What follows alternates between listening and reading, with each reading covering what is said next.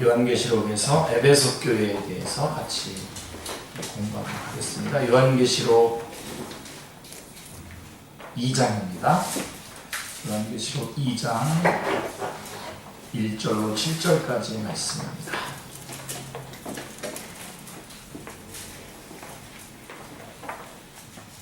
요한계시록 2장 1절로 7절까지의 말씀 같이 보겠습니다. 같이 한 목소리로 읽겠습니다. 에베소 교회의 사자에게 편지하라. 오른손에 있는 7뼈를 붙잡고 7 금촛대 사이를 거니시는 이가 이르시되 내가 내 행위와 수고와 내 인내를 알고 또 악한 자들을 용납하지 아니한 것과 자칭 사도라 하되 아닌 자들을 시험하여 그의 거짓된 것을 내게 드러낸 것과 또 내가 참고 내 이름을 위하여 견디고 게으르지 아니한 것을 아노라. 그러나 너를 책망할 것이 있나니 너희 처음 사랑을 버렸느니라. 그러므로 어디서 떨어졌는지를 생각하고 회개하여 처음 행위를 가지라. 만일 그리하지 아니하고 회개하지 아니하면 내가 내게 가서 내 촛대를 그 자리에서 옮기리라. 오직 내게 이것이 있으니 내가 니고라 당의 행위를 미워하는도다. 나도 이것을 미워하노라. 귀 있는 자는 성령이 교회들에게 하시는 말씀을 들을지어다. 이기는 그에게는 내가 하나님의 나원에 있는 생명나무의 열매를 주어 먹게 하리라. 아멘. 네. 우리 주님께서 7교회 중에서 첫 번째 수신자로 에베소 교회를 말씀하고 있습니다. 네. 이것은 1장 11절에 순서와 일치합니다. 이르되 내가 보는 것을 두루마리에 써서 에베소, 서모나, 버가모, 두아디라, 사데, 빌라델피아, 라오디게아 등 7교회에 보내라 하시기로 이렇게 말씀하신 그 순서와 일치합니다. 자, 저희가 이 에베소 교회를 향한 하나님의 주님의 음성을 듣기 전에 먼저 요한계시록의 전체적인 구조를 여러분 간단하게 한번 더 정리하는 게 좋겠죠. 전체적으로 요한계시록은 1장부터 3장까지는 야정군 사령관으로서 7개의 교회, 그러니까 다시 말하면 모든 교회를 말하는 거죠. 모든 교회를 진두지휘하시면서 승리할 것을 격려하고 계시는 주님의 모습이 이제 1장에 나오고 2장, 3장은 바로 그 7개의 휘하교회에 대한 그 말씀들입니다. 그리고 저 뒤로 가서 21장, 22장은 그렇게 해서 승리를 얻은 교회에 대해서 그들에게 주는 상속에 대해서 말씀해주고 있습니다. 21장, 22장에. 그리고 그 중간에 그러면은 4장부터 20장까지는 어떤 내용이겠습니까? 여러분 잘 아시죠? 누구와 싸워서 어떻게 이겨야 되는가에 대한 내용이 나와 있습니다. 누구와 싸우는 겁니까? 사탄과 싸우는데 또 땅에서 올라오는 적그리스도와 또 물에서 올라오는 바다에서 올라오는 그 거짓 선지자들. 그래서 이 악한 사탄의 그 세력들과 싸우는 싸움이고, 그 다음에 어떻게 이길 수 있느냐, 특별히 12장 11절에 잘 나와 있죠. 어린 양의 피로, 그 다음에 그들이 전하는 말씀으로, 전도로, 그 다음에 죽기까지 헌신하는 그 헌신으로 이길 수 있다라고 하는 내용이죠. 요한계시록을 간단하게 요약하면 그렇게 요약할 수가 있습니다. 그러니까 지금 2장부터 3장에 7개 교회가 나오는데, 그 중에 첫 번째 교회인 에베소 교회를 우리가 얘기할 때에 이 에베소 교회를 향한 이 메시지는 오늘날 우리들에게도 그대로 적용되는 말씀인 것입니다. 그래서 주님께서는 에베소 교회라고 말씀하셨을 때에, 주님께서 에베소 교회라고 이렇게 말했을 때에 사도 요한은 아마 깜짝 놀랐을 것입니다. 가슴이 철렁 내려앉았을 것입니다. 왜 그러냐면 사도 요한이 이 반모섬에 유배되기 직전까지 섬겼던 교회가 에베소 교회입니다. 에베소 교회 목회자였었어요. 그래서 이 에베소 교회는 그런 사도 요한이 목회했던 교회였기 때문에 양육을 받은 교회답게, 사도 요한에게 양육을 받은 교회답게 끝까지 진리를 보수한 교회입니다. 이런 분들은 우리가 높게 평가해야 됩니다. 우리 에베소 교회 그러면 먼저 사랑을 잃어버린 교회, 이렇게 그게 더 유명한데, 사실은 끝까지 진리를 보수한 교회라고 하는 것도 여러분들이 잊지 마시기 바랍니다. 자, 그러나 이 교회에도 문제가 있었습니다. 사랑의 교회, 사랑의 사도가 목회한 교회인데도 처음 사랑을 버렸다는 책망을 받습니다. 진리를 보수한 교회지만 또 처음 사랑을 잃어버린 교회라고 하는 책망을 받게 됩니다. 그래서 에베소 교회는 우리에게 어떤 것이 서해주냐면 신앙의 균형과 조화를 이룬다는 것이 얼마나 어려운 것인가를 우리에게 말씀해 줍니다. 우리 이 에베소 교회를 보면서 이 두 가지 진리를 보수하는 것과 그 다음에 사랑을 베푸는 것, 이것이 조화를 이룰 수 있는 그러한 성숙한 신앙, 그렇게 훈련된 신앙을 갖춰야 될 것을 에베소 교회를 통해서 우리에게 말씀해 주고 있는 것입니다. 쉽지 않습니다. 참 쉽지 않습니다. 그래서 이 진리를 보수하다 보면 사랑을 잘 할 수가 없는 그런 경우가 됩니다. 또 사랑을 하다 보면 진리를 또 놓치는 경우가 참 많습니다. 그래서 굳이 만약에 우리 축제교회를 굳이 설명을 드린다면 어느 교회일까요? 진리를 보수한다고 하면서 강력하게 진리를 보수한다고 하면서 사랑도 하는가요? 모르겠습니다. 그러니까 어쨌든 진리를 좀 더 강조하는 교회인 것 같아요, 우리 교회. 그런데 그러다 보니까 이제 한 사람 한 사람의 그 개인적인 그 어려운 사정과 이런 것들에 대해서 좀 기다려주고 참아주고 그러지 못하는 그런 경향이 좀 있지 않을까, 그런 생각이 듭니다. 어쨌든 이 에베소 교회를 통해서 우리가 꼭 점검해야 될 것은 뭐냐면 신앙의 균형과 조화를 이룬다는 것이 얼마나 중요한지, 얼마나 또 어려운가를 우리에게 말씀해 줍니다. 1절 말씀을 보시면 같이요. 에베소 교회의 사자에게 편지하라. 오른손에 있는 7뼈를 붙잡고 7 금초대 사이를 거니시는 이가 이르시되. 자, 먼저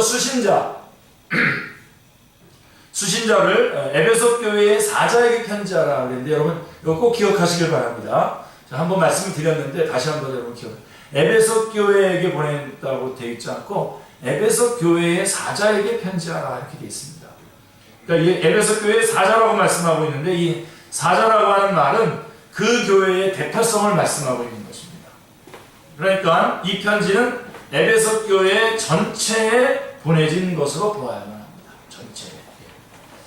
그리고 송신자, 이것을 보내신 분이 누구냐?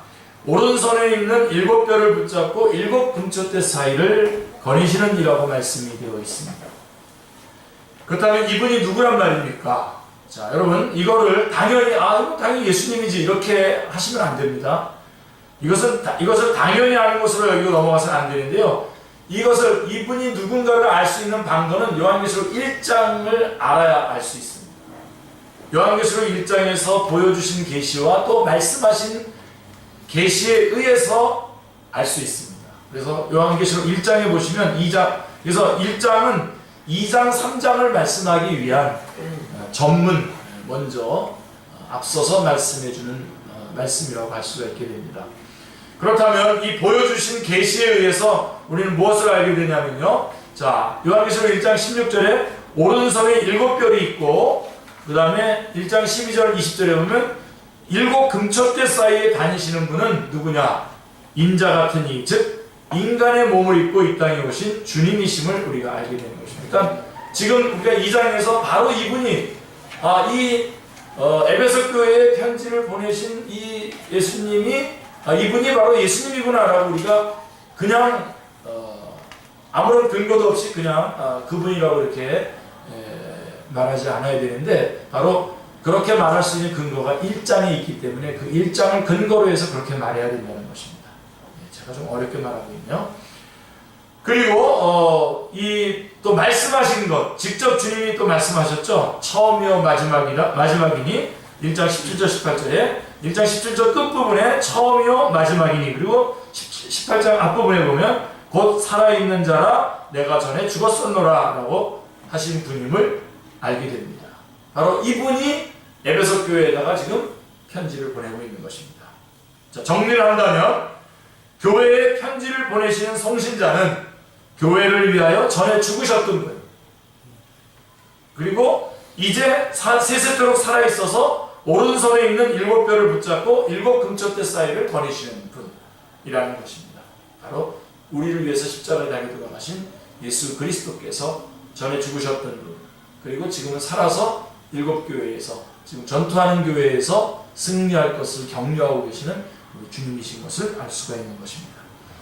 이거는 에베소 교회만 국한된 것이 아닙니다. 에베소 교회만 말씀하는 것이 아니라, 보세요. 왜냐하면 오른손에 있는 7뼈를 붙잡고 7 금쪽대 사이를 거니시는 분이라고 말씀하고 있습니다. 7을 강조하고 있습니다. 7은 모든 교회를 말하는 것입니다. 이것은 7교회만을 의미하는 것이 아니라 모든 교회, 7이 완전 숫자 아닙니까? 그죠? 그래서 이제도 있고 전에도 있었고 장차도 있을, 주님 오시는 날까지 지상에 존재하게 되는 모든 교회, 우리 한 사람 한 사람 모든 교회에게 적용되는 말씀인 것입니다. 자, 그렇다면 요한계시록을 통해서 이 한 가지만이라도 우리가 확신하고, 그래서 목회 현장에서 자주자주 묵상하며 놓치지 않는다면 우리가 사역 가운데 얼마나 큰 위로와 용기를 얻게 되겠습니까? 자, 여러분, 저도 이 말씀 가지고 용기를 얻고 있고요. 여러분 한 사람 한 사람도 여러분의 삶 속에서 뭔가 여러분이 원하는 대로 어떤 것들이 진행이 되고 있지 않다고 생각되는 것들이 있을 거 아닙니까? 그렇다고 하더라도 절대로 낭만하지 마시기 바랍니다. 왜 그러냐면 우리 한 사람 한 사람이 교회인데 우리 주님께서는 지금도 그 교회 한 사람 한 사람 안에 함께 거하시면서 인도하시면서 주장하고 계시고 그 모든 것들을 관할하고 역사에서 이끌어가고 계시는 주님이십니다. 그래서 여러분, 제가 여러분한테 정말 간곡하게 부탁하는데요. 우리 가운데 좀 과격한 분들이 좀 있으십니까? 특별한 목적 없이 어떤 교회에 대해서 비방을 한다든가 또 어떤 그리스도인에 대해서 비방한다든가 그러지 마셔야 됩니다. 왜 그러냐면 지금 내가 보기에는 그 교회가 그런 모습으로 보이지만 그러나 여전히 그 교회에 우리 주님께서 거기에 함께 역사하고 계시는 것입니다. 저 교회는 저렇게 크게 져놓고서는 여러분 특별한 목적이 있어서 하나님의 말씀을 분명하게 드러내고 그래서 하나님의 영광이 돌려져야 되는 그런 어떤 목적이 있어서 그렇게 말한다면 그것도 대수술 그렇게 안 하시면 좋지만 그렇다면 모르지만 그런 목적도 없이 괜히 여러분들이 그냥 관계에 불편하지 않게 하기 위해서 상대방이 말한 걸 괜히 맞장구 쳐주기 위해서 그렇게 이교회적으로 같이 비방하고 그러시면 안 됩니다. 왜 그러냐면 그건 곧 주님께 비방하는 것과 같습니다. 지금 이 말씀을 보시면 여러분들이 우리 주님이 여전히 함께 계시는 거예요. 지금은 저런 모습이라도 그 전에 이미 많은 사람들을 구원해냈고 그 교회가 또 이후에 또 어떻게 주님께서 쓰셔서 또 온전하게 이끌어 가실지 알 수가 없는 거죠. 그리고 또 우리는 우리대로 또 어떻게 해야 되냐면 비록 여러 가지로 부족한 것이 많이 느껴지고 또 어떤 절망하거나 낭망할 일들이 많이 느껴지더라도 여러분 그거는 사실은 우리가 교만한 겁니다. 왜 그러냐면 우리 안에 우리 주님께서 함께 계시고 주님이 지금 동행하고 계시다는 것을 우리가 놓치고 있기 때문인 것이지 실제로 우리가 그렇게 낭망할 만한 상황에 놓여 있는 것이 아닙니다. 그래서 저도 분발합니다만은 정말 주님 내 주 같은 분은 오늘 찬양 오늘 정말 은혜 많이 받았습니다. 우리 앞에 예배 시간에 은혜 많이 받 찬양과 은혜 가운데 은혜 많이 받았는데 바로 우리 주님이 지금 우리와 함께 여기서 함께 존재하고 계시고 함께 우리를 관할하고 계시고 지금도 이기라고 격려하고 계시고 근데 여러분 주님께서 우리에게 이기라고 이렇게 명령할 때는 항상 능력이 함께 따라온다는 거 여러분 아시죠? 하나님께서 명령하실 때는 항상 능력을 함께 허락해 주시는 것입니다. 그래서 우리 주님은 이렇게 우리를 맨 땅에 헤딩하게 만들지 않으십니다. 그래서 주님께서 지금도 우리와 함께하고 계시죠. 사실 여러분 우리가 보기에 조그맣다고 이렇게 여길 수 있지만 한 사람 한 사람 보면 어마어마합니다. 저 한 사람 한 사람들이 어마어마한 그런 사람들인 것을 보게 됩니다. 그리고 여러분 한 사람 한 사람을 여러분들이 느낄 때에도 주님께서 함께하시고 주님께서 나와 동일시하셔서 함께 가시는 겁니다. 여러분 스데반이 돌에 맞아 죽고 사도 바울이 주님이 사도 바울과 만나지 않습니까? 그랬을 때 주님께서 뭐라 그러냐면 바울에게 너 왜 나를 핍박하느냐 그랬어요. 왜 나를 핍박하느냐. 우리 주님, 바울이 예수님 핍박한 적 없지만 스데반이 돌에 맞아 죽는데 자기가 오줌도 쓰고 많은 그리스도인들 중에 살인자 아닙니까 사실은. 근데 주님께서는 바로 그 그리스도인을 대신해서 왜 너는 나를 핍박하느냐라고 이렇게 말하고 있는 것을 보게 됩니다. 여러분, 물론 이것이 여러분에게 어떤 교만으로 이어지지 않길 바랍니다. 높은 자존감으로 이어지시길 바라는데요. 우리는 주님 앞에서는 겸손하지만 주님 안에서는 또 높은 자존감을 가져야 되지 않습니까? 바로 지금 이런 겁니다. 예. 우리 주님께서 이제도 전에도 장차 있을 주님이 오시는 날까지 지상에 존재하게 되는 모든 교회에 주님께서 함께 오른손에 있는 7뼈를 붙잡고 7 금초대 사이를 거니시느니 라고 말씀하고 있고, 그분이 지금 에베소 교회에다가 지금 편지를 보내고 있는 것입니다. 자, 그렇다면 우리가 조금 전에도 말했던 것처럼 이 요한계시록을 통해서 이 한 가지만이라도 우리가 확신하고 붙잡기를 바랍니다. 위로와 용기를 얻기를 바랍니다. 또한 그래야만 그분께서 7교회를 통해서 칭찬하실 때에 또 책망하실 때, 칭찬하거나 책망하실 때 그리고 격려하실 때에 그 말씀이 거울이 되어서 자신을 비춰보게 될 수 있는 것입니다. 주님은 지금도 우리를 오른손에 붙잡고 계시고 우리가 섬기는 교회 중에도 다니고 계십니다. 할렐루야. 이 사실을 기억하시기를 바랍니다. 이 사실을 꼭 기억하십시오. 지금도 우리의 교회에 함께하고 계시고 오른손으로 우리를 붙잡고 계시다는 사실을 우리 절대로 잊어버리지 않으시기 바랍니다. 할렐루야. 자, 십자가 이후에 우리 주님의 관심은 어디에 있을까요? 피로 사신 교회에 집중되어 있습니다. 그러므로 요한계시록의 초점도 교회임을 놓치지 마시기 바랍니다. 지상의 모든 교회가 이 한 가지 사실만이라도 명심한다면 크게 달라진 모습이 될 것입니다. 지금도 주님은 교회에 모든 관심을 집중하고 계십니다. 근데 여러분, 교회는 둘로 나누어지죠. 지금 전투하고 있는 지상의 교회, 그 다음에 안식하는 천상의 교회, 이렇게 둘로 나누어지는데 지금 우리는 어떤 상태에 있습니까? 전투하고 있는 지상의 교회에 지금 있는 것이고, 우리 주님은 부활하시고 승리하셨음에도 불구하고 우리와 함께 군복을 입으시고 영적 전쟁을 같이 감당해 나가시면서 이겨라 응원하고 계신다는 사실을 기억하시길 바랍니다. 그리고 특별히 교회에, 피로 값주고 사신 교회에 집중되어 있다라고 하는 우리 주님의 관심이 집중되어 있다는 사실을 기억하시길 바랍니다. 그리고서 이제 이 에베소 교회에 대해서 칭찬이 나오는데요. 1절부터 3절 그리고 6절이 칭찬입니다.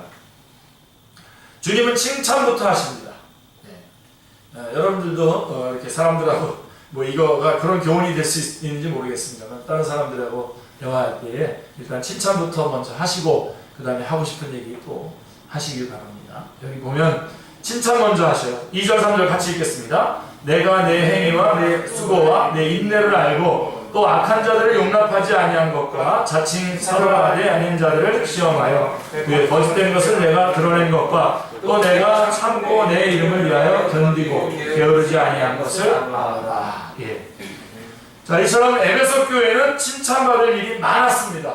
2절 3절에 보면 진짜 칭찬받을 일이 많고, 사실 이 보통 칭찬이 아닙니다. 굉장히 중요한데 여러분, 자, 이 칭찬이 어디에 집중되어 있는가를 잘 보셔야 됩니다. 자, 내가 네 행위와 수고와 내 인내를 알고 또 악한 자들을 용납하지 아니한 것과 자칭 사도라 하되 아닌 자들을 시험하여 그의 거짓된 것을 내가 드러낸 것과 또 내가 참고 내 이름을 위하여 견디고 게으르지 아니한 것을 아노라, 이렇게 말씀하고 있습니다. 자, 악한 자들을 용납하지 아니한 것, 잘하는 거죠. 그 목회하면서 제일 화가 날 때가 언제냐면 우리 안에서 악한 자들을 용납하고 그들과 친해지는 거예요. 참 속상하죠. 그 다음에 이런 사람이에요. 자칭 사도라 하되 아닌 자를 시험하여 그 거짓된 것은 내게 드러내는 것과, 요즘 여러분 특별히 어떻습니까? 자기가 사도라고 하는 사람들 참 많죠. 왜 사도라고 하는지 아시죠? 여러분, 사도라고 하는 거, 우리 교회가 어떻게 되어 있습니까? 사도와 선지자들에 의해서 교회가 터가 세워지지 않습니까? 기억나시죠? 그리고 모퉁이 돌이 누구냐면 예수님입니다. 그리고 우리는 한 사람, 우리 성도들 한 사람 한 사람이 여기에 이어져서 이렇게 교회가 이루어지는 거잖아요. 근데 이 터, 교회의 터라고 하는 것은 이거는 사도들이, 선지자들과 사도들이 세워준 터가 되는 겁니다. 다시 말하면 이 터는 한 번 세우면 영원한 터가 되는 겁니다. 주님께서 우리에게 말씀해 주신 그 말씀으로 교회에 터를 놓는 겁니다. 주님께서 예언대로 이 땅에 오셨고 십자가에 달려 돌아가셔서 우리를 구원해 주셨고 또 부활하셔서 승천하셨고 다시 오실 것이다 라고 하는 이 말씀, 성경 말씀이 그 기둥이 되고 터가 되는 겁니다. 그래서 사도의 은사는 이렇게 교회의 기둥이 되면서 말씀을 우리에게 주시는 거죠. 그래서 여러분 신약 성경을 이렇게 쭉 보면 다 사도와 관련되어 있는 거죠. 사도와 다 관련되어 있는 겁니다. 사도성이 없으면 여기 정경에 들어올 수가 없었습니다. 그래서 그게 사도인데, 그리고서 사도의 은사는 그걸로 끝나고 이후부터는 사도의 은사가 없습니다. 12명의 예수님의 제자 중에서 가룟 유다가 빠져나가고 거기에 마띠아가 들어오지 않습니까? 그래서 그 12명하고 사도 바울까지 해서 이분들이 사도고 그 다음에는 사도의 은사가 없습니다. 그리고 사도적인 은사는 있어요. 지금도. 그래서 지금도 선교사가 돼서 교회를 개척하고 여기저기 가서 교회를 개척하고 세우는 그런 사도적인 은사는 있지만 사도는 없습니다. 끝난 겁니다. 근데 요즘에 이제 신사도 운동 뭐 이런 것들이 바로 그런 건데요.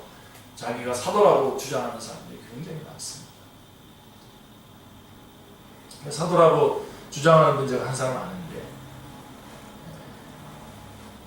누가 임명했냐? 미국에 있는 어떤 사도가 자기를 임명한 거죠. 또 그분한테 가서 물어봐야 되는데 미국과 저것도 없고 그래서 왜 그럼 사도라고 자기를 자꾸만 칭하려고 하느냐라고 그 핵심을 들여다보면 이겁니다. 내용. 성경에 있는 말씀 아닌 성경 말씀에 없는 얘기를 하고 싶은 거예요. 그래가지고 시대적으로 어떤 이야기들이 어떤 사건들이 일어나면 바로 자기가 그거에 대해서 말하고 싶은 거예요. 그래서 그것을 마치 성경보다도 더 강한 그런 어떤 영향력을 가진 말씀인 것처럼 말하고 싶은 거죠. 그래서 그분들이 주장하는 것 중에 핵심이 뭐냐면 직통계시입니다. 그런데 이 에베소 교회는 바로 그런 수작을 부리고 있는 사도들을 들춰내서 그들이 잘못됐다는 것을 들춰내서 막아냈다는 것입니다. 대단한 거죠. 여러분 그 정도 돼요? 제가 보면 어떤 데 섭섭하면 이렇게 우리 교회에서 말씀 들을 때는 아멘, 그렇구나 말씀대로 듣다가 어디 뭐 연합 집회 우리 같이 한번 해보고 그랬잖아요. 해보면 가서 정말 뭐 말도 안 되는 얘기 하고 있는데 거기서 아멘 거리고 막 환호하고 있을 때 속상하더라고요. 그래서 제가 한번 깨달았어요. 그러지 말아야 되겠다. 같이 연합하고 그러는 게 쉬운 거가 아니구나. 참 어려운 일이구나. 그래서 이 스타일도 좀 같이 맞고 좀 그래야 되는데 한 번은 그래서 연합을 했잖아요. 지난번에 우리 한 번 했는데 우리 교회 성도들 그렇고 저도 또 그래도 그냥 그 정도에서 그냥 마음을 이렇게 괜찮다 싶었는데 또 다른 목사님이 또 힘들어 하시더라고요. 그래서 알았다. 어렵구나 이게 이런 생각. 왜 그러냐면 여러분 여러분들이 좀 이런 거에 있어서 좀 철저하게 좀 선을 걷으면 좋겠습니다. 말씀을 딱 붙잡고 그렇게 했으면 좋겠어요. 전혀 다른 말하면 좀 아니다라고 말할 수 있어야 되는데 아니다라고 말하지 못하고 그 분위기를 타는 거예요. 그래가지고 막 어떤 한 분이 예를 들면 어떤 한 사람이 자기 중심의 어떤 그런 뭐 정말 기독교도 아닌 자기 중심의 어떤 것들을 세력화하고 있는 그런 것도 마치 그게 믿음인 것처럼 거기에 막 동조하면서 같이 따라가는 그런 것들을 볼 때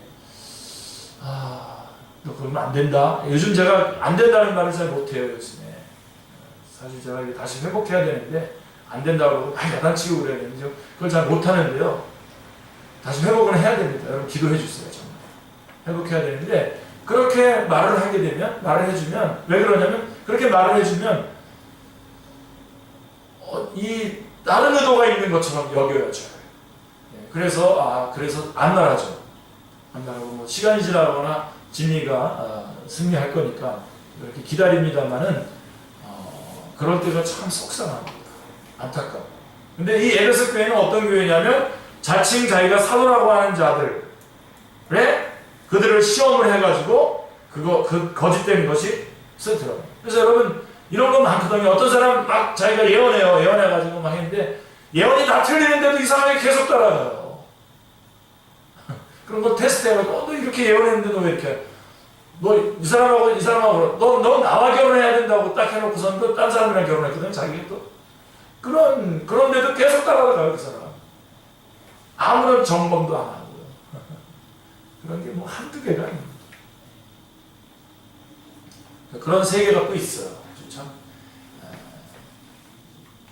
될 수 있으면 여러분 그런 세계를 안 접했으면 좋겠습니다. 솔직히 얘기해서 교회에서 충분하게 다 공급받으시고 교회를 중심으로 해서 여러분들이 해나가시면 됩니다. 그 열정을 여기서 드러내시면서 하시면 되거든요. 그리고 저는 여러분들을 이렇게 지켜야 될 그런 그 의무가 있는 거죠. 목회자는 그런 어떤 제사장적으로 여러분을 위해서 기도하기, 하나님 앞에 올려드리기도 하고 말씀도 선포하기도 하고 왕적인 그런 권세를 부여받았기 때문에 여러분들도 보호해야 되지 않습니까? 이런 이단이라든가 이런 데서 보호해야 되는데 바로 그러한 것들이 에베소 교회는 있었던 것입니다. 굉장한 강점이 있는 교회입니다. 여러분 에베소 교회. 그래서 하나님의 말씀을 통해서 사도라고 하는 자들도 시험에서 그 거짓된 것을 드러내고 악한 자들을 용납하지 아니하는 것 아주 구체적으로 적시하고 있으니까 이들의 칭찬을 어디에 주목하고 있는지를 여러분들이 잘 보시길 바랍니다. 에베소 교회 하면 우리는 대번에 첫사랑을 잃어버린 교회라고 이렇게 인식하기 쉽습니다. 그러나 그것은 에베소 교회의 한 면만 보았기 때문입니다. 잊지 마십시오. 에베소 교회는 진리를 굳게 지킨 교회입니다.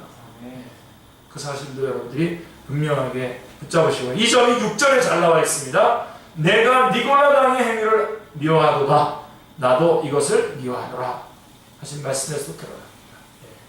니골라당에 대해서는 또다시 여러분들이 한번 점검해 볼 수 있는 기회가 있겠습니다. 만일 에베소 교회가 사랑을 지키고 진리를 잃어버렸다면 어떻게 되었겠습니까? 거꾸로. 하여간 이것을 한번 우리가 생각해보자고요. 책망 4절 5절에 보시면 먼저 4절 보세요. 다 같이요. 그러나 너를 책망할 것이 있나니 너희 처음 사랑을 버렸느니라. 너를 책망할 것이 있나니라고 말씀하고 있습니다. 책망받을 일이 전혀 없는 교회가 있을까요? 뭐 서문학교회나 필라델피아 교회 같은 경우 칭찬만 있었던 교회이지만 그러나 그 권면하는 그 내용을 이렇게 보시면 그들도 완전한 교회는 아니었다라고 하는 것을 우리가 볼 수가 있는데요. 자 그런데 책망받을 만한 받을 일이 전혀 없는 교회가 있을까요? 그런데 그 책망이 무엇에 집중되어 있는가를 명심할 필요가 있습니다. 자, 아까 칭찬이 어디에 집중되어 있는지 저희가 살펴본 것처럼 책망이 어디에 집중되어 있는지를 아주 날카롭게 여러분들이 그 핀셋을 끄집어내듯이 다 끄집어내야 됩니다. 자, 뭐라 그랬습니까? 너의 처음 사랑을 버렸느니라. 4절에 에베소 성도들이 잃어버린 사랑이 하나님께 대한 사랑이냐 성도 상호 간의 사랑이냐 구별하는 것은 무의미합니다. 특별히 여러분 지금 여기 처음 사랑이라고 했을 때 자, 하나님께 대한 사랑이냐 성도 간의 사랑이냐 이렇게 우리가 구별하고 싶어지지만 그것은 무의미합니다. 왜 그러냐 하면 주님은 율법 중에서 어느 계명이 크니까 이렇게 물어봤을 때 두 가지를 말씀하시죠. 하나님을 사랑하고 내 이웃을 내 몸과 같이 사랑하라. 이 둘로 이렇게 요약을 해줬는데요. 이거는 십계명이 그처럼 두 돌비에 기록되어 있기 때문에 그런 것이고요. 그러나 여러분 예수님께서는 요한복음 13장 34절에서 이 두 계명을 하나로 묶습니다. 세 계명이라고 딱 묶어버려요. 세 계명을 너에게 주노니 서로 사랑하라. 내가 너희를 사랑하는 것 같이 너희도 서로 사랑하라고 둘을 하나로 묶어주셨습니다. 왜냐하면 하나님을 사랑하는 것과 이웃을 사랑하는 것은 두 마음에서 나오는 것이 아니라 한 마음에서 우러나오는 하나이기 때문입니다. 그러니까 지극히 작은 자 하나에게 한 것이건 내게 한 것이니라 라고 하는 말씀이 성립되는 것입니다. 그래서 우리 주님은 이 마태복음 25장에서도 이 비유를 말씀해 주시면서 이 작은 자, 지극히 작은 자 하나에게 예수님이 자기를 동일시하고 있는 것을 보게 됩니다. 바로 주님께 행하는 것이 되는 거죠. 주님께 행하는 것이 내 이웃에게 행하는 것입니다. 그래서 지금도 여러분 우리가 이렇게 전도하면서 그래요. 뭐 요새는 전도도 안 되고 내가 전도해봤자 또 뭐 이미 믿은 사람들이고 또 그 다음에 또 웬만한 사람들은 또 다 거절하고 그래서 전도도 별로 안 되고 할 마음도 없습니다. 이렇게 말하는 분들 많아요. 근데 여러분 그거는 전도에 대한 바른 자세가 아닙니다. 지금도요 우리가 정말 힘들고 어려움을 겪고 있고 고생하고 있고 안타깝게 그 삶을 절박하게 살아가는 사람들 여러분들이 찾아가셔서 그분들을 섬기기 시작하면 다 열려 있습니다.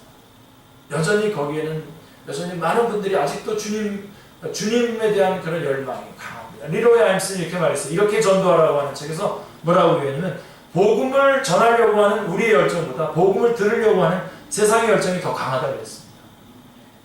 근데 우리가 어떻게 보면 뭐 엘리트 전도라고 할까요? 고급 전도라고 할까요? 그래서 저 사람을 내가 전도해서 우리 교회에 데리고 왔을 때 내 명예가 실추되지 않을 만한 사람들만 가서 전도하려고 하는 거죠. 네. 그러니까 뭐 그 다음에 게을러지고 전도 안 하게 되는 거죠. 근데 지금도 여러분 질병 가운데 있는 분들이라든가 어려운 그런 어떤 상황 가운데 놓여 있는 분들이라든가 이런 분들. 저도 언젠가 이 서울대학병원에서 계속 그 암 환자들만 다니면서 이렇게 기도해주고 그랬던 때가 있었습니다. 꽤 거의 뭐 합치면 한 1년 정도 계속 그렇게 했었습니다. 한 분 전사님하고 같이 그렇게 했었는데 다 열려 있어요. 가서 다 가서 말씀 전하고 복음 전하고 기도해드리고 그래서 그렇게 하려면 얼마든지 있습니다. 얼마든지 있는데 우리가 우리 마음이 높아진 거죠. 그리고 또 하나는 높아진 것도 높아진 거지만 게을러요. 움직이기 싫어요. 자기 개인적인 일에 관심 많고 개인적인 것들을 추구하고 싶어서 그렇습니다. 여러분 마태복음 25장에 가보면 지금 여기에 지금 이 작은 자 하나에게 곧 내게 한 것이다라고 하는 이 비유도 나오지만 또 하나 비유가 뭐냐면 달란트 비유입니다. 달란트 비유에서 여러분 한 달란트 받은 사람, 두 달란트 받은 사람, 다섯 달란트 받은 사람이 있는데 여러분 누가 주인공일 것 같습니까?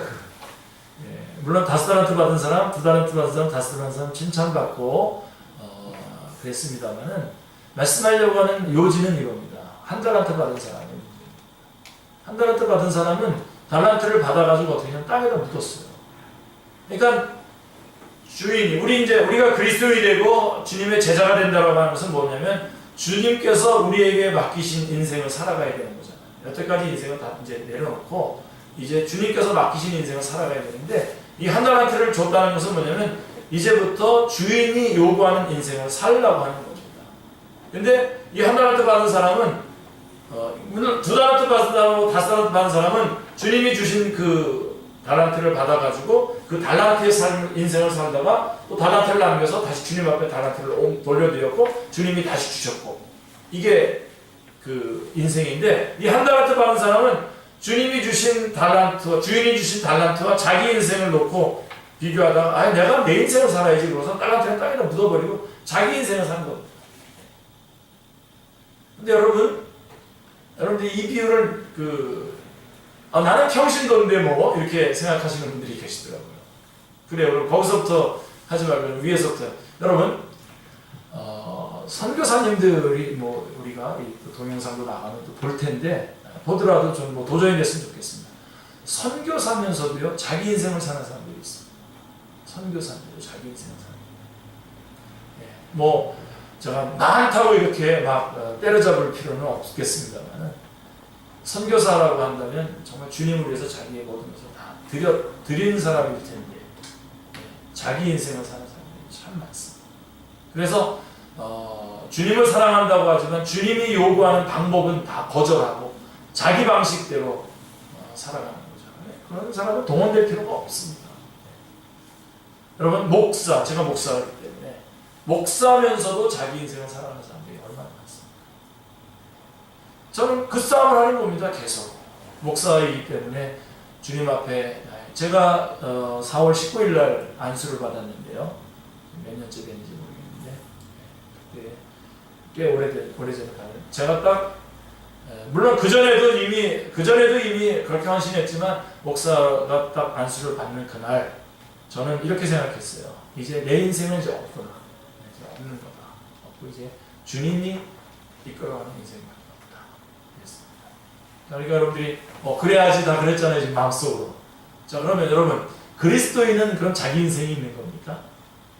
우리 예수 믿고 구원 받고 이제 우리 새 생명인데 로마서 6장 4절에 우리 새 생명 가운데 행하게 하려 하십니다. 이렇게 말씀하고 있는데 여러분 우리는 이제 새 생명이에요. 그래서 내 인생 없는 거예요. 내 거 없는 거예요. 그래서 이제 달란트를 받았으면 그 달란트를 받은 인생을 살아야 되잖아요. 주님이 우리에게 주신 그 달란트의 인생을 살아야 되는데 그 달란트는 땅에다 묻고 자기 인생을 살아가는 거예요. 그리고 프레카드만 붙인 거예요. 바깥에다. 나는 주님의 종이다 라고 이렇게. 나는 주님을 위해서 살아가는 제자다. 나는 선교에 헌신했다. 딱 써놓고서는 바깥에만 프레카드만 붙여놓고 자기 인생을 사는 거예요. 그러니까 이상한 그림이 그려지는 거죠. 이상한 열매가 맺어지는 거죠. 우리 유명한 선교사님 자주 집회 다니더라고요. 그래서 제가 메일 하나 보낸 적이 있어요. 선교사님 선교지에 좀 계시죠? 네? 굉장히 기분 나쁘겠죠. 네. 기분 나쁘겠죠. 네. 그래서 제가 다음부터는 그렇게 기분 나쁜 메일 안 보내기로 결심했습니다. 네. 유명해진다니요. 그게 무슨 소리입니까? 어떻게 유명해질 수가 있습니까?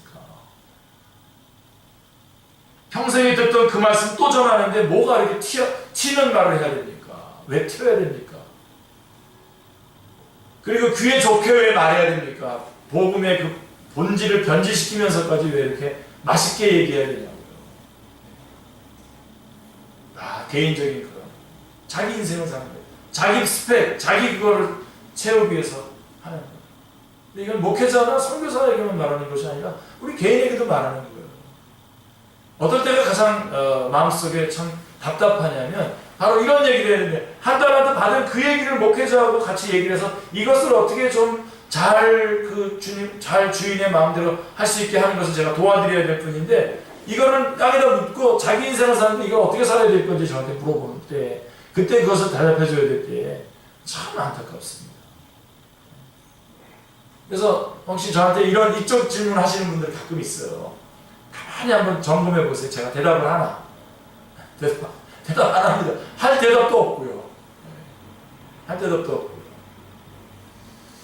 여러분 우리 수요일날 이렇게 비록 작은 인원이 저희가 모였지만 여러분 한 사람 한 사람 다시 한번 이 부분을 저하고 개인적으로 와서 이거 따로 물어볼 필요는 없어요. 지금 내가 받은 달란트 주님이 나에게 명령한 그 요구한 명령하시면서 이미 모든 자원을 다 주시고 모든 능력도 함께 주신 그 삶을 살아갈 것인지 아니면 내 인생을 내가 살아갈 것인지.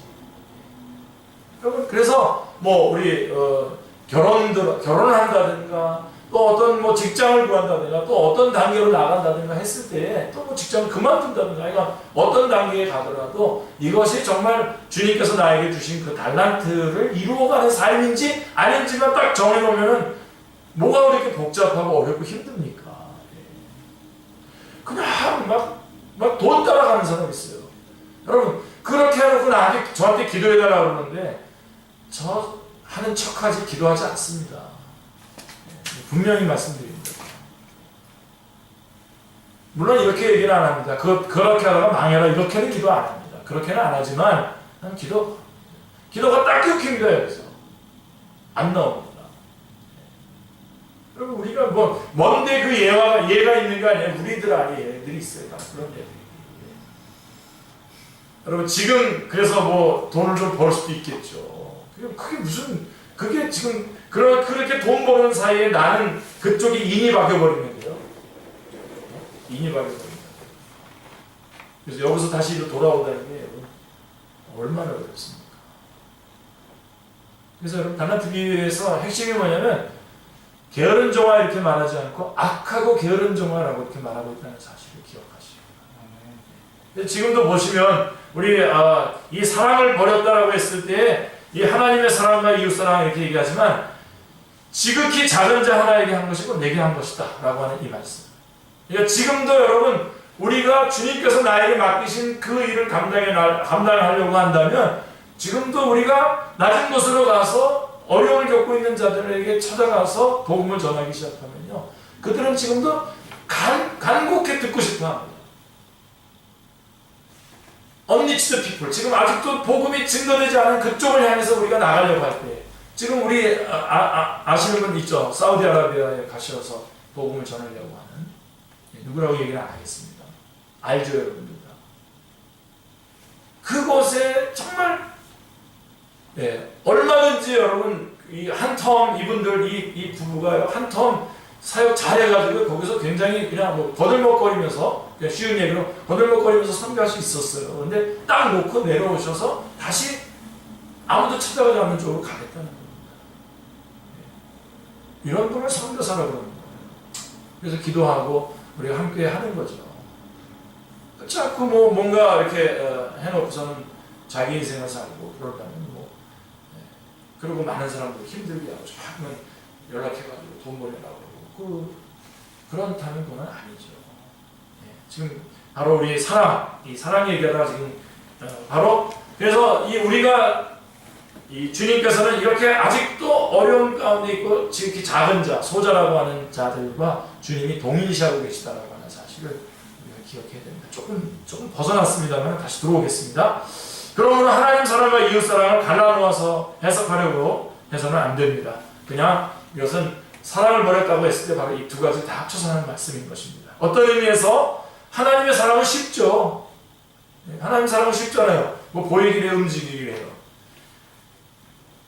우리는 입으로 하나님을 사랑한다고 얼마나 쉽게 고백하고 있습니까? 우리도 오늘 찬양만 하더라도 우리 얼마나 많이 고백했습니까? 그러나 이웃 사랑은 어렵습니다. 왜냐하면 행위가 따라가야 되기 때문에 그렇습니다. 5절에 보세요.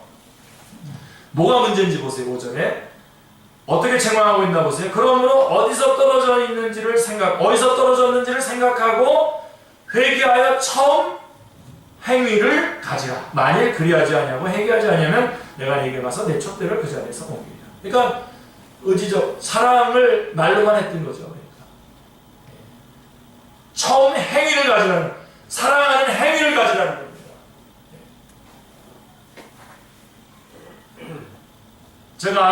제가 존경하고 아는 목사님 한 분 계셔요. 저희 선생님이시죠. 제가 몇 분 한 3명 정도 선생님이 계신데 그 중에 한 분이신데 지금 미국에서 목회하고 계시는데요.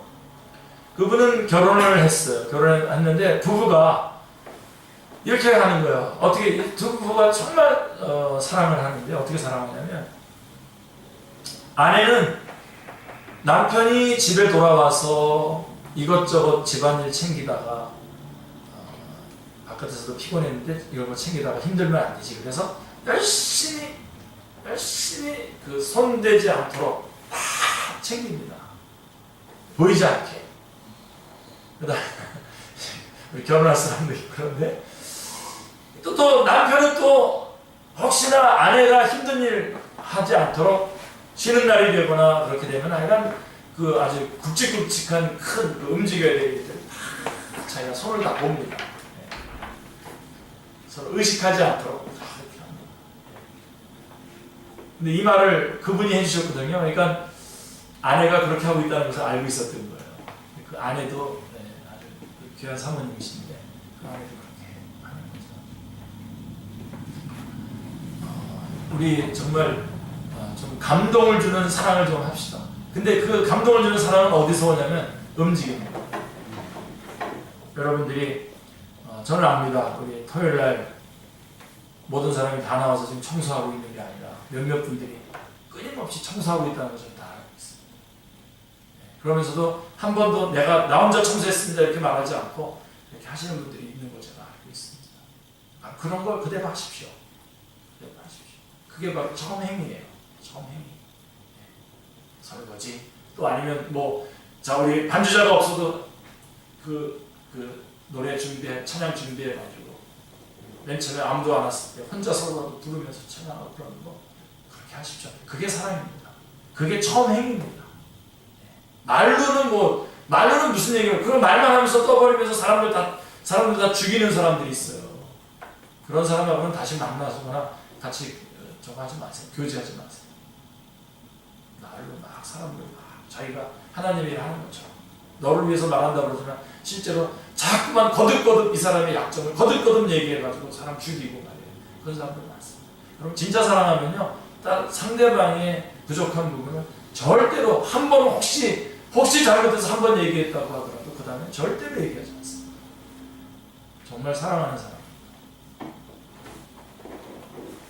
저기 우리 아들이 있지 않습니까? 저 아들이 저를 볼 때 얼마나 약점이 많겠어요. 여태까지 제가 한 번도 들어본 적이 없어요. 저에 대해서 뭐 이렇다 저렇다 했으면 이제 굉장히 찔리는 거고 저도 마찬가지입니다. 저도 어쨌든 참 좋은 자부심이 있습니다. 바로 그런 거죠. 우리 여기 우리 경문이도 있고 제가 요한 집사도 있고 그렇지만 충현이도 있고 제가 누구한테 얘기할 때 정말 최고라고. 보니까 그러더라고요. 어떤 분이 갔더니 이제 말씀 전하더니 그 경문 형제라는 사람이 목사님 엄청나게 좋아하대요. 그렇게 얘기하더라고요. 그래서 그거 참 괜찮은 얘기더라고요. 그렇지 않은 사람도 있어요. 쓸데없는 얘기인가. 사실도 확인되지 않은 쓸데없는 얘기를 하고 돌아다니는 사람이 있는가 하면 이렇게 얘기하는 사람들 이게 정말 사랑이거든요. 진짜 사랑이거든요. 바로 행위를 말합니다. 문제가 뭐냐면 처음 행위를 가지라. 이게 핵심이에요. 책망의 핵심 내용이에요. 그러므로 어디서 떨어진 일을 생각하고 회개하여 처음 행위를 가지라. 만일 그리하지 않냐고 회개하지 않으면 내게 나가서 촛대를 그 자리에서 옮기리라. 사람을 버렸다는 것이 어찌하여 이처럼 결정적인 잘못이 되는 것입니까? 그것은 7절에 이기는 그에게는 이라고 하시는 말씀과 결부시켜서 생각해야 됩니다. 결국은 사랑하지 않으면 이기지 못하는 거기 때문에 그래서 중요한 거예요. 그 행위를, 사랑의 행위를 회복해서 우리가 실제로 감동을 주면서 그 행위로 사랑을 하지 않으면 영적 전쟁에서 지기 때문에 그렇습니다. 그래서 우리 주님이 여기에다 초점을 맞추고 처음 행위를 가지라고 말씀해주고 있는 것입니다. 에베소서 4장 3절에서 말씀하는 평안의 맹줄로 성령이 하나 되게 하신 것을 지키지 못하게 될 때에 그 교회는 이미 패배한 교회이기 때문입니다. 우리가 여기서 여러분 선교도 하고 선교제도 이번에 오라고 또 말씀하셔서 가야 됩니다. 제가 가려고 해요. 가는데 우리가 선교도 하고 또 영적 전쟁을 우리가 이렇게 해내고 있지 않습니까? 각각 어떤 사람들은 어떤 단체에서 어떤 사람은 또 각각 교회의 어떤 직분들을 맡아가면서 해나가고 있지만 그래서 여러분 그러나 그렇게 무슨 일들을 해내는 것 같지만 실제로는 우리 안에서 서로 사랑하지 않고 평안의 맹줄로 하나가 되지 않고 있다고 한다면 그건 승리가 아닙니다. 패배죠. 또한 이 사랑의 띠로 하나가 되지 못한 공동체는 영적 전투에서 승리할 수가 없기 때문에 그렇습니다. 승리할 수가 없습니다. 그러므로 내 촛대를 그 자리에서 옮기리라고 하는 무서운 책망을 정말 주님께서 이거 옮기고 싶어서 이 말을 하신 것이 아니라 이것이 그토록 이 처음 사랑의 행위를 다시 회복하지 않았을 때의 영적 전쟁에서 우리가 질 수밖에 없다라고 하는 것을 강력하게 경고하기 위해서 이렇게 말씀하신 겁니다. 내 촛대를 그 자리에서 옮기리라 라고 하는 무서운 책망을 하게 되는 것이죠. 이것은 처음 사랑을 버린 경우에만 해당되는 것은 아닙니다. 가령 3장 16절에 보면 거기는 이제 라오디가 교회 이야기가 나오는데요. 내 입에서 너를 토해버리라 라고 말씀하고 있습니다. 같은 표현이에요. 예. 이 책망도 표현만 다를 뿐이지 같은 의미입니다. 에베소 교회가 사랑을 지키고 진리를 잃어버렸다고 하더라도 에베소 교회는 진리를 지키고 사랑을 잃어버렸지 않습니까? 그러나 만약에 반대로 사랑을 지키고 진리를 잃어버렸다고 하더라도 같은 책망을 받았을 것이라는 것입니다. 중요한 것은 주님의 칭찬과 책망이 무엇에 집중되어 있는가를 항상 여러분 보셔야 됩니다. 어디에 집중되어 있는가를 보셔서 그것을 있는가를 통해서 참 교회, 승리하는 교회가 어떤 교회인지를 깨닫게 되는 것이죠. 자, 진리와 사랑을 지키는 교회가 참교회요, 승리하는 교회입니다. 아멘.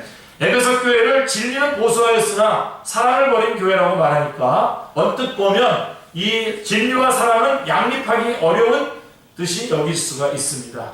진리를 보수하려다 보면 에베소 교회처럼 사랑을 잃어버리게 되기 쉽습니다. 반대로 사랑하다 보면 두아디라 교회에서 보는 바대로 사랑은 있으나 진리를 잃게 되어서 혼합 종교로 타락하게 될 위험성이 있습니다. 그렇다면 진리와 사랑은 만날 수가 없고 공존할 수가 없단 말입니까? 아닙니다. 성경은 말씀합니다. 시편 85편 10절 11절에 보시면 인애는 사랑입니다. 컨스탄티 러브죠. 인애와 진리가 같이 만나고 의와 화평이 서로 입맞추었으며 진리는 땅에서 솟아나고 의는 하늘에서 굽어보는도다 라고 말씀하고 있습니다. 이 만남이 주님께서 담당하신 십자가 사건으로 나타났습니다. 주님의 십자가는 하나님의 사랑과 공의를 함께 만족시켜드린 사건입니다. 그러므로 복음이란 사랑과 진리의 조화인 것입니다. 진리와 사랑이 조화를 이루고 있는 모습을 사도 요한의 서신을 통해서 볼 수 있습니다. 진리를 행하는 자를 내가 보니 심히 기쁘도다. 부녀여 내가 이제 내게 구하노니 서로 사랑하자. 요한 2서 1장 4절 5절에 그 다음에 요한 3서에 보면 1장 3절부터 6절에 보시면 형제들아 와서 내게 있는 진리를 증언하되 내가 진리 안에서 행한다 하니 내가 심히 기뻐하노라. 그들이 교회 앞에서 너희 사랑을 증언하였느니라. 그러므로 복음 진리를 통해서 하나님의 사랑이 마음에 부음받은 사람만이 그 주님의 사랑, 복음의 진리로 말미암아 그 성령님을 통해서 그 사랑이 부어진 자만이 진리와 사랑의 공존을 가능하게 하는 것입니다. 그러므로 에베소 교회가 첫사랑을 버렸다라고 하는 것은 복음의 감격과 감사는 잃어버리고 어떻게 된 겁니까? 형식적인 정통주의 교회가 되었음을 암시해주고 있는 것입니다. 여러분, 어느샌가 내가 어떤 것들을 반복적으로 설레임 없이 하고 있는지 점검해 보셔야 됩니다. 이 예배에 참가하는 설레임, 감격, 그 기다림 이런 것들이 없어졌는지를 한번 점검해 보십시오. 그리고 정말로 기도하셔야 됩니다. 여러분에게 물질이 부족해서 막 무릎 꿇고 눈물 흘리면서 기도할 것이 아니라 그거가 기도 제목이 아니라요. 내가 주님을 만나는 설레임이 사라진 것이 기도 제목이에요. 기도하려고 하는데 기도가 안 나와요. 너무 안 했어요, 기도를. 기도의 문맥을 잊어버렸어요, 이제. 그거야말로 통곡하면서 기도해야 될 시간입니다. 그런 면에서 저는 그런 것들이 일어나길 바랍니다. 여러분이 가지고 있는 모든 도구들을 다 동원해서 하나님 앞에 기도할 뿐만 아니라 여러분이 가지고 있는 그 기도들을 가지고 또 여러분 기도 부탁도 안 하시잖아요. 이런 것들을 같이 기도 부탁하면서 같이 기도해달라고 기도 제목 하는 이런 싸움들이 우리 안에서 회복이 돼야 됩니다. 그래서 여러분 결국 이 에베소 교회의 결정적인 문제는 뭐냐면 형식적인 반복을 통한 어떤 형식적인 그런 정통주의. 그리고 나같이 안 하면 딴 사람은 또 막 비판해버리고 막.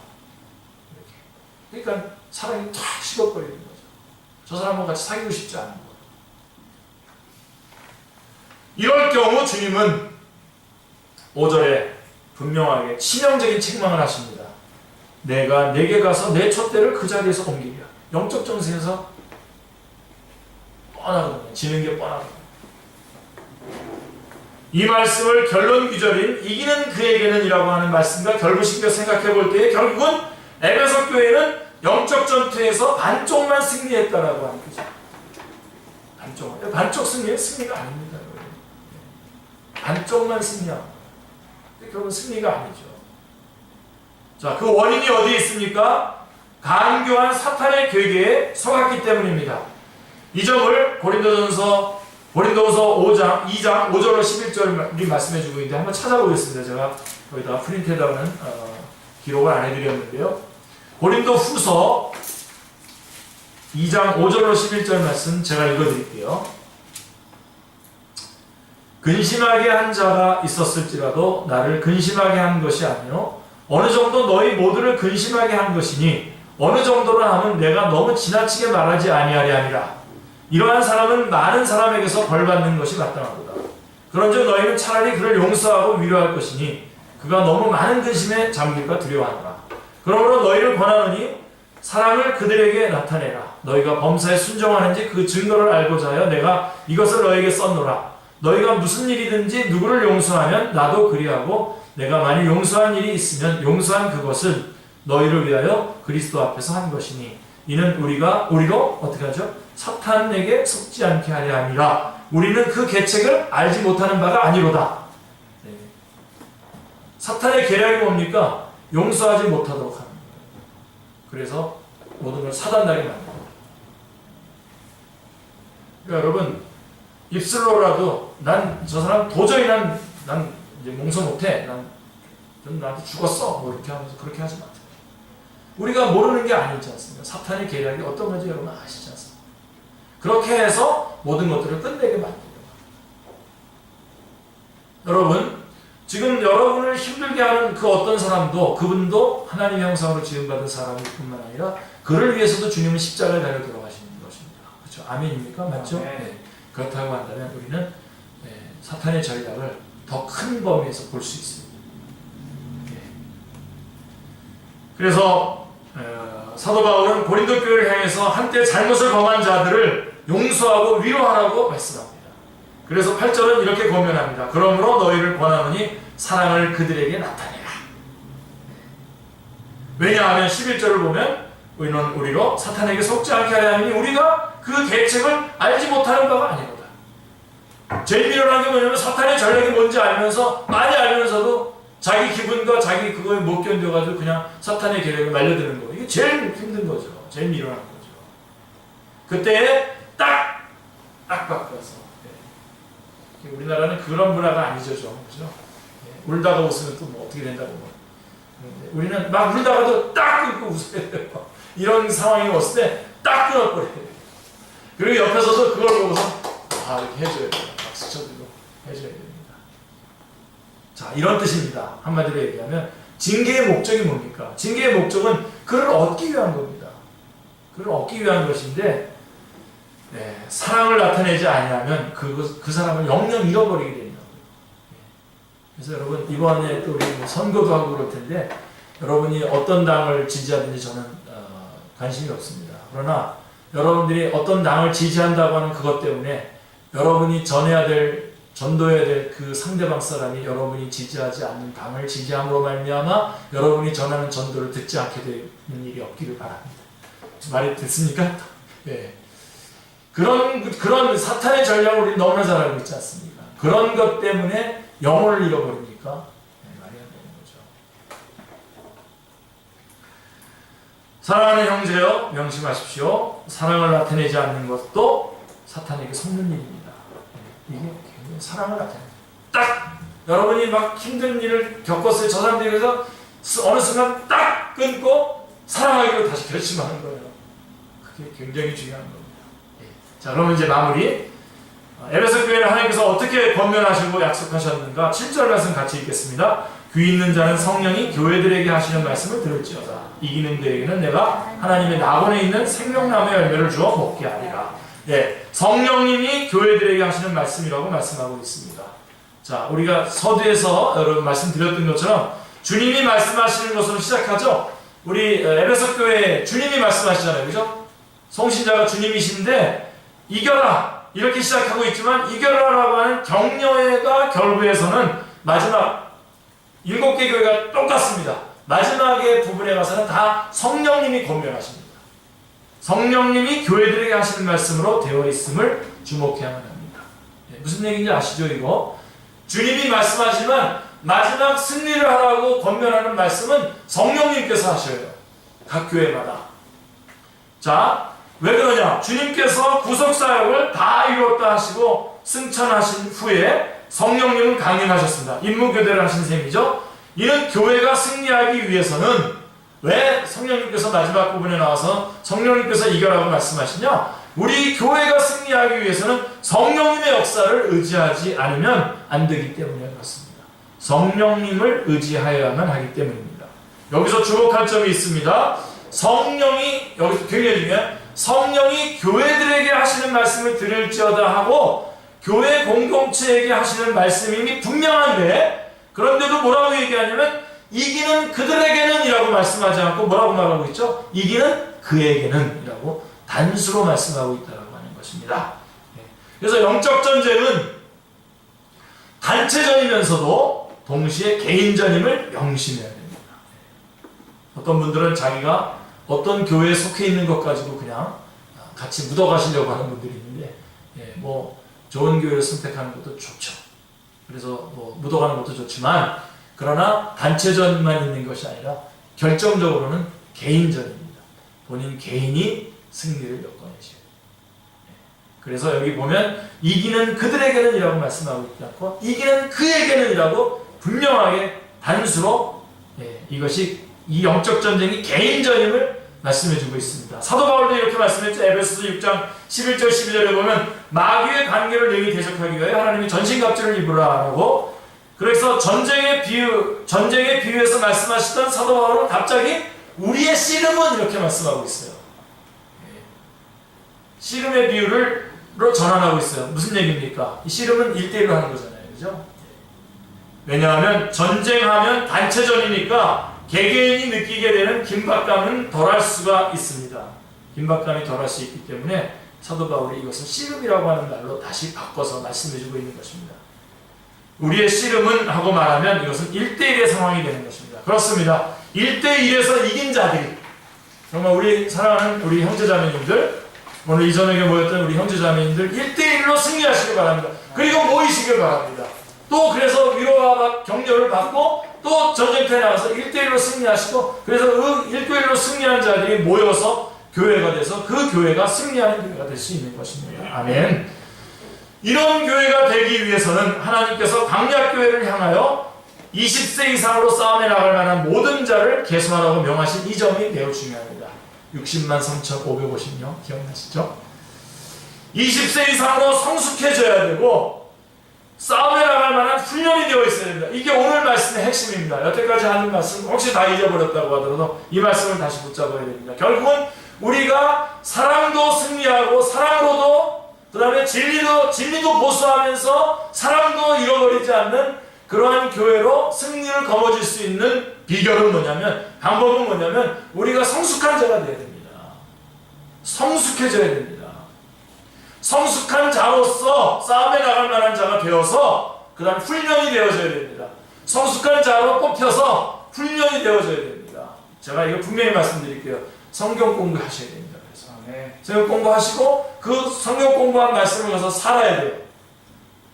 여러분, 제자훈련이라는 게 뭐냐면요, 비성경적인 세계관, 그 한 사람 안에 있는 비성경적인 세계관을 성경적인 세계관으로 다 바꿔가는 것을 제자훈련이라고 합니다.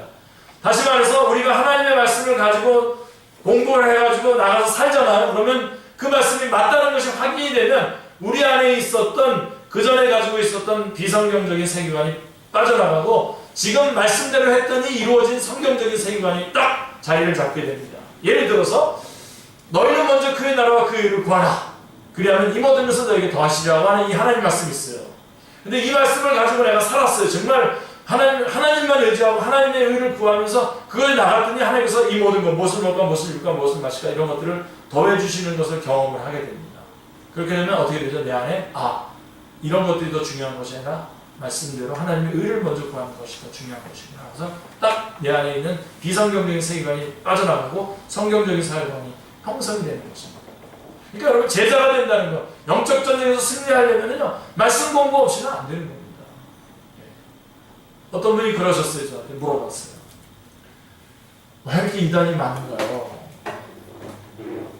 그래서 아주 간단하게 질문했기 때문에 갑자기 대답하려니까 저도 생각을 이제 한 거죠. 왜 이렇게 많을까? 특별히 우리 한국에, 물론 우리만이 아니라 중국도 그렇고 이단들이 많습니다. 지금 그랬더니 또 어떤 몽골, 제가 그걸 보냈더니 또 몽골에 있는 어떤 선교사님들 여기도 지금 그렇다고 그러면서 얘기를 하시던데요. 이게 왜 그러냐? 말씀 공부가 안 돼요. 성경 공부. 말씀을 공부하게 되면 거기서 우리가 잘 알듯이 말씀에서 교리를 뽑아내게 되지 않습니다. 그래서 말씀 공부와 교리 공부가 확보되지 않으니까 귀에 그럴듯한 말들을 들으면 그냥 가는 거예요. 여러분 얼마나 좋습니까? 구원파 같은 경우 파라다이스죠. 믿기만 하면 뭐 마음대로 살아도 돼요. 아니라고 부정하지만 그게 그들의 교리예요. 예수 믿고 구원받는 게 아니라 그들이 말하고 있는 구원의 방식을 이해하면 구원받고 구원받은 다음에 마음대로 살아도 돼요. 여러분 성경에 어디 그렇게 돼 있습니까? 또 그런가 하면 구원받았어도 또 취소가 될 수 있다고 그러잖아요. 또 한쪽에서는. 그또 이단이잖아요. 여러분 주님께서 우리를 구원하시고 난 다음에 주님께서 우리를 놓습니까? 말씀에 그 근거가 없으니까 그럴듯하잖아요. 그렇지 않은 주장을 쭉 뽑아가지고선 막 얘기한단 말이에요. 구원받았어도 취소될 수 있다라고 하는 그런 말씀을 쭉 뽑아가지고 하니까 그런 말씀 공부가 기본부터 베이직하게 되어 있지 않기 때문에 그렇습니다. 그래서 여러분들이 정말 창세기, 로마서, 요한계시록, 마태복음 이런 정도는 여러분들이 정말 달달달달 기초를 쌓아야 됩니다. 여러분 나는 목회자가 아니니까 난 괜찮아. 그런 게 어디 있습니까? 여러분 다 뭐 저는 목회자이기 때문에 성경 보는 게 아니에요.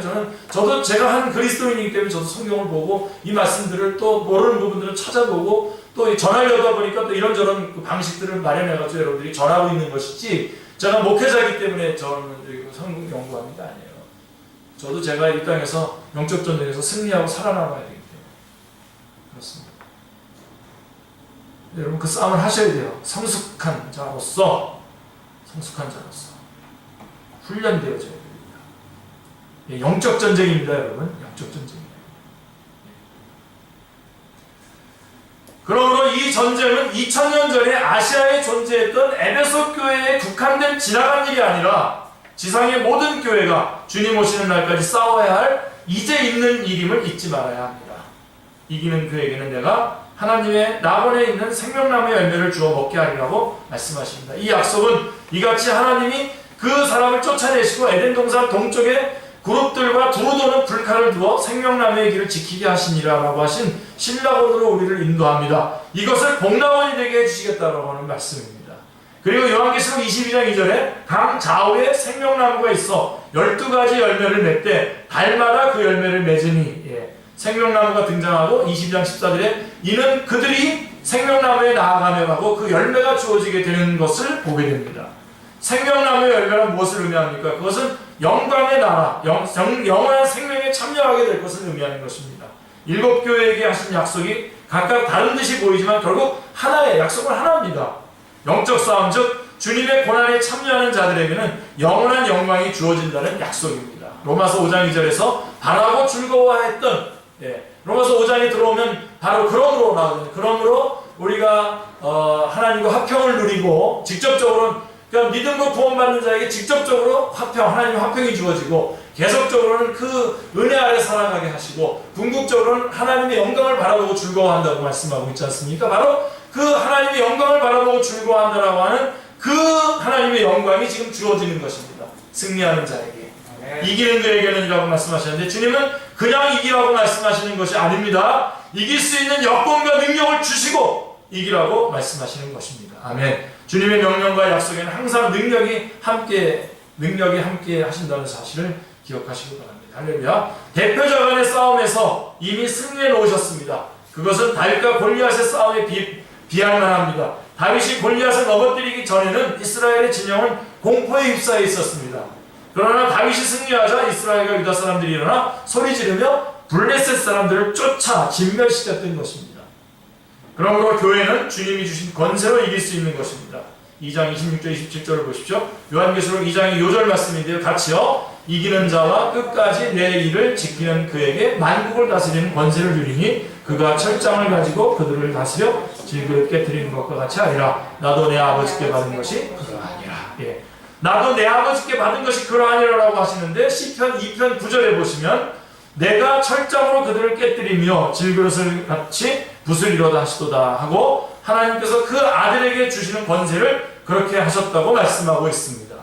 주님은 이 권세로 승리하셨습니다. 그런데 승천하시면서 가지고 가신 것이 아니라 어디에다가 줬다고요? 교회에게 주고 가셨습니다. 에베소서 4장 8절에서는 그러므로 이르기를 그가 위로 올라가실 때에 사로잡혔던 자들을 사로잡으시고 사람들에게 선물을 주셨다 하였도다 하시고 말씀하고 있습니다. 그러므로 이 말씀은 교회가 승리할 수 있는 원동력이 되는 말씀입니다. 아멘. 그러므로 말씀은 주님께서 승천하시기 직전에 제자들에게 지상명령을 주시면서 하늘과 땅의 모든 권세를 주셨으니 그러므로 너희는 가서 모든 족속에게 모든 민족으로 제자를 삼아 라고 하신 말씀과 병행하는 말씀인 것입니다. 자, 이런 의미에서 생명나무의 열매를 주어 먹게 하리라고 하는 약속은 장차 받게 될 약속만은 아닌 것입니다. 이제도 생명의 말씀으로 주어지고 있는 것입니다. 이제 에베소 교회가 아니라 성령님이 하시는 말씀을 지상의 모든 교회들이 들여할 차례입니다. 오늘날의 교회는 진리와 사랑을 지키는 싸움에서 승리하고 있습니까? 자, 진리를 빼앗긴 것은 아닙니까? 사랑을 잃어버린 것은 아닙니까? 아니면 진리도 사랑도 둘 다 빼앗기고 있는 것은 아닙니까? 아무리 많은 실적이 있다고 해도 단 한 가지 선포되는 말씀이 혼잡되어 있다면 주님 앞에 참교회로 인정받지 못할 것입니다. 반면에 보수니 정통이니 내세우면서도 사랑을 버렸다면 내가 내게 가서 내 촛대를 그 자리에서 옮기리라고 하시는 치명타를 받게 될 것입니다. 우리는 이미 그런 경고를 받고 있는지도 모릅니다. 들을 귀가 없어서 성령이 교회들에게 하시는 말씀을 듣지 못하고 있는지도 모릅니다. 한번 여러분 개인적으로 점검하시고 여러분 우리 축제교회 안에서도 이것을 같이 점검하시면 여러분들 다 되시길 바랍니다. 그리고 영적 전쟁에서 승리하시길 바랍니다. 말씀과 또 말씀 훈련을 통해서 승리하시길 바랍니다. 예, 이제 우리